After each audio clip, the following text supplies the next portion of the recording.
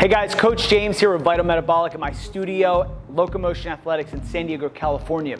Today, I want to talk about isolating and targeting the hamstrings, right?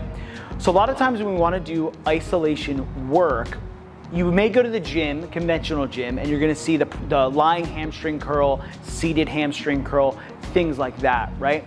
But we're gonna, since most of us work in a functional space and we don't have all of that equipment, there are a couple exercises that are gonna really help you isolate the hamstrings to kind of tie in the rest of that posterior chain workout, right?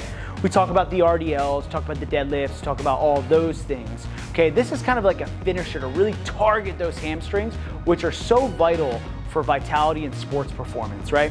So what I like to do is I like to show 3 different levels of exercises. Why is this? Well, if you're a new trainee, I want you to start with a baseline level exercise that's not as challenging, and then once you master that movement, then you move on to level 2. This is how most of us should be programming our training programs anyway.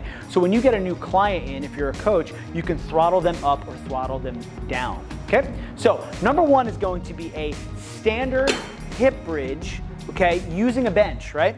So you're gonna get a standard bench here, okay? I'll get a little mat here. We're gonna start on the floor, okay?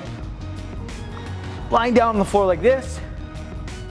I'm gonna have my heels on the bench, okay? Everything's gonna be in a 90-degree situation, right? So my hips are stacked underneath my knee right here. My toes are pulled up towards my chest. I'm actually going to have my palms facing towards the sky like this, just trying to really isolate the lower body.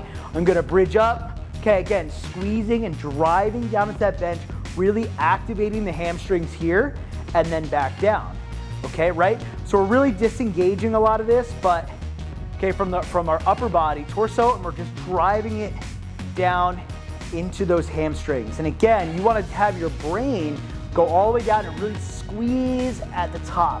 Okay, you could also maybe even add a little bit of resistance to dumbbells. That also feels really good with this position. Boom, that's gonna be level 1. Okay, now level 2, we're gonna do a Swiss ball. Okay, many of you have seen these before. A lot of times people just sit on these just like this, right?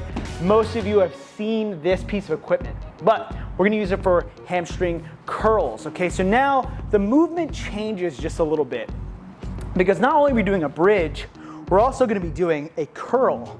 Okay, so we're bridging our hips and then pulling that ball underneath, right? So hands 45 degrees here.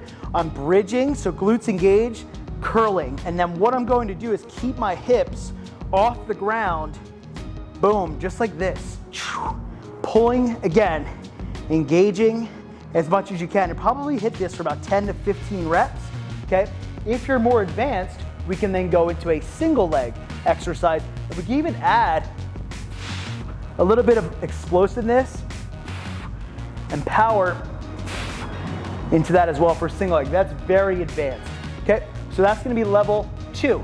Next, and last but not least, again, we're gonna bring down that angle to the floor, okay, using these sliders, right? So if you have something at home, like one of those like furniture movers that you can use on the carpet, that would be a good option. You can also buy these online for about 10, 15 bucks, very inexpensive. Guys, if you don't have one of these, I highly recommend purchasing one of these because the reward versus cost is very high.